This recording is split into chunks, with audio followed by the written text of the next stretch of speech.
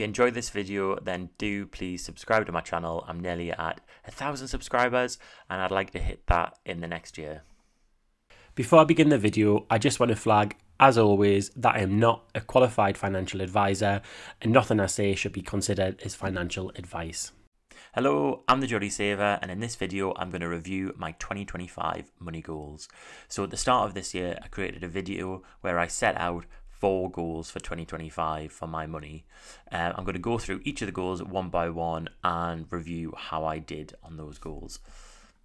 So the first one was to build a £6,000 emergency fund. So I think that this is really important for my peace of mind and just to know that I've got £6,000 of easily accessible cash, so that if anything crops up in life, then I've got that money to help with it. So for example, if I was to lose my job, £6,000 would represent to me kind of 6 months of my essential living expenses, and that's 6 months of my living expenses. So that's in a scenario that my partner kept their job, £6,000 would kind of tide me over for 6 months.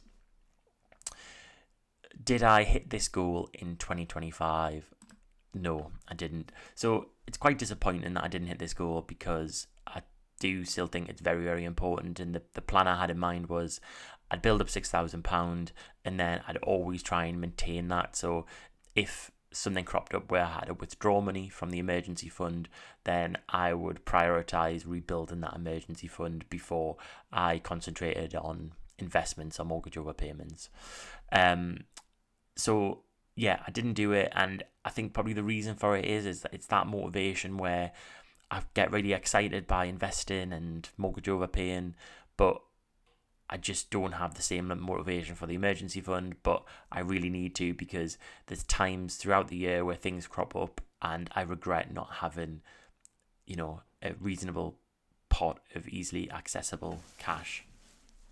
So I'm going to do a separate video about my 2026 money goals, but building an emergency fund will be the priority again, and I really need to hit it this year. Well, this year being 2026.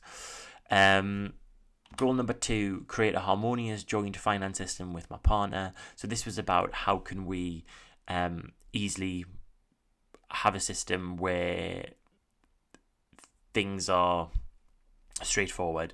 So before 2025, myself and my partner, we had our money completely separate, in that for bills, so for kind of mortgage and council tax, gas and electric, they would all come out of my bank account, and then my partner would pay me their proportional share of the bills. So we have a system where what we pay is proportionate to our income. So we both pay the same proportion of our income for the bills, if that makes sense.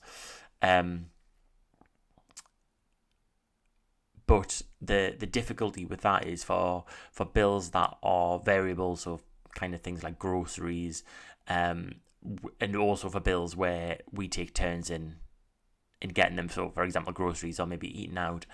It was really hard to keep a track of if one person was spending more than the other, and that element of being fair. So what we decided to do in 2025, and I'll go quickly here to say it's a tick, is that we then had a separate bank account that was joint, and that's the bank account that we use for groceries, eating out, holidays, and then we put money into that every single month. And it just means that if it's a joint expense, then we put it on the joint account, and it just means that we always know that it's fair and not one partner is not spending disproportionately more than the other, and that's really helped with things. So yeah, I'm glad that we did that, and we'll be continuing that in 2026. The next one was create spending pots, so I'm more intentional with budgeting. So I put this as a tick, but it's a bit of a tick and a cross. So we have created some spending pots. So particularly on our joint account, we have a holiday fund that's set up there that we put money in each month, and we'll have like a fun fund for theatre tickets and shows and things like that. So that's worked really well, and also I encourage my partner for him to set up a car fund, so car maintenance fund, so throughout the year, if anything went wrong with his car, and also to save so that he's got money for his MOT and his service. So that's been really useful as well, because he's already got money when that comes round. He's got the money there to spend on it. There's certain things that I would like to be better at with spending pots, or things for me like birthday gifts for people, if I just had a pot there, because there's certain months where there's lots of birthdays or lots of things, so that would be quite good. And also just having things where like a gadget fund, for example, so putting money aside into a fund so that when I need a new phone I can just withdraw it from that pot. But on the whole, we've started using spending pots, and that's been really useful. And for people who don't know, a spending pot, especially with these I don't know if like high street banks, I think their apps are getting better and they are having these things, but for digital only banks, things like Starling and Monzo, they're quite useful for you being able to set up spending pots, so you have or savings pots, I should call them. I don't know why I call them spending pots. They're like savings pots, so you can put your money in different pots, so you can kind of section up your money so that, I don't know, if you want a new phone, as I said, you can have a phone pot, and each month you could put £50 into your phone pot, and it's just a really nice way of visualizing where your money is and where it's going and what you need. So it's really good. And then the final goal was shift focus from overpayments to investments. So if you've watched my channel for a while, you'll know that me and my partner have nearly reached £30,000 of overpayments of our mortgage. It's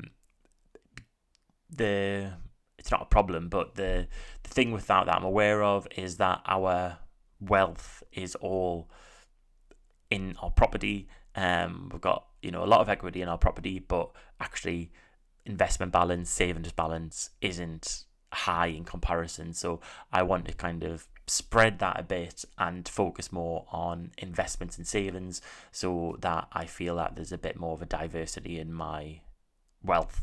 So I did want to shift focus from overpayments to investments, but I didn't do that in 2025. But as I said, I'm going to go through all that in a 2026 money goals video, where I'm going to talk about what my intentions are with 2026.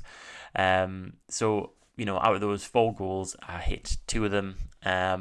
So what's my final reflection? Well, I think I'll probably give myself a B plus. I don't know, B, like went all right, but could do better.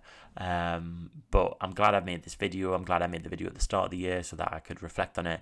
And I'll post a video in a couple of days to talk about my 2026 money goals. And if you set yourself 2025 money goals, do let me know how you did in the comments below. Did you hit them, or did you struggle to reach all your goals? And I'll see you in the next video.